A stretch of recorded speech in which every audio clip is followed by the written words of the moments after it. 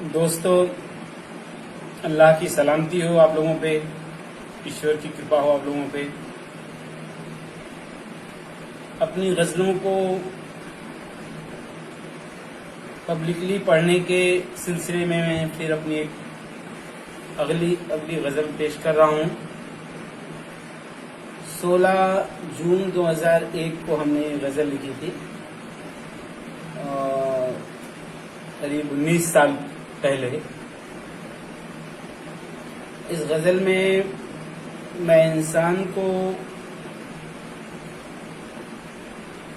اس کی حیثیت سے آگاہ کرنا چاہ رہا ہوں۔ جو مالی طور پر انسان یا طاقت کے حساب سے انسان اپنے آپ کو بہت اونچا سمجھتا ہے، ان باتوں کو مد نظر رکھتے ہوئے میں ایک سبق دینا چاہتا ہوں اور ایز اے پروف بتانا چاہتا ہوں کہ تم کیا ہو اور کیا سمجھتے ہو اپنے آپ کو اور ایکچولی کیا ہو۔ تو شروع کرتے ہیں۔ حد سے گزر نہ جاؤ، خوشی ہو کہ رنج ہو، سکھ بہت زیادہ ہو یا دکھ بہت زیادہ، حد سے مطلب نہیں گزرنا چاہیے۔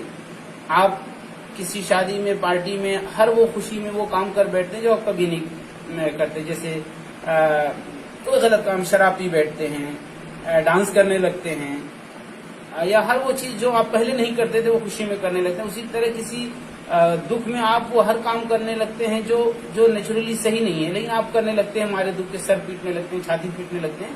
تو دونوں کے لیے کہ حد سے گزر نہ جاؤ، خوشی ہو کہ رنج ہو، لہریں ہو سمندر کی طوفان نہیں ہو، لہریں ہو سمندر کی طوفان نہیں ہو، اور کچھ ایسا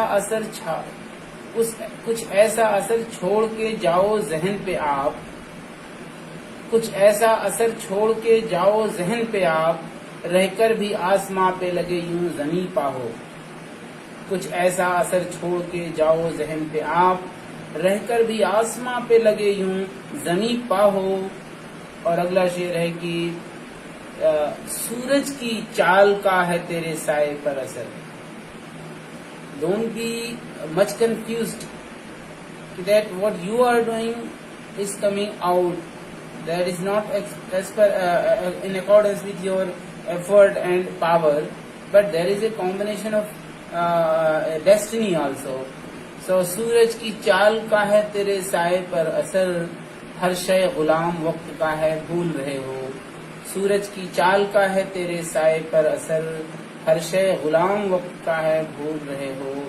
اور آخری شعر میں پھر میری جیسے لکھنے کی جو میری ہیبٹ ہے کہ آخری شعر میں ایک سلوشن دینے کی کوشش کرتا ہوں یا الٹیمیٹ ورڈ بتانے کی کوشش کرتا ہوں۔ شاید غزل کا ایک ایسا سسٹم بھی ہو، کیونکہ میں بہت بڑا غزل کی کوئی میں نے پڑھائی نہیں کی ہے، غزل کا کوئی میں نے کورس نہیں کیا ہے نہ میں نے کچھ اردو سے کچھ بہت بڑی کورس کی، میں نے 5th کلاس تک اردو پڑھی ہے۔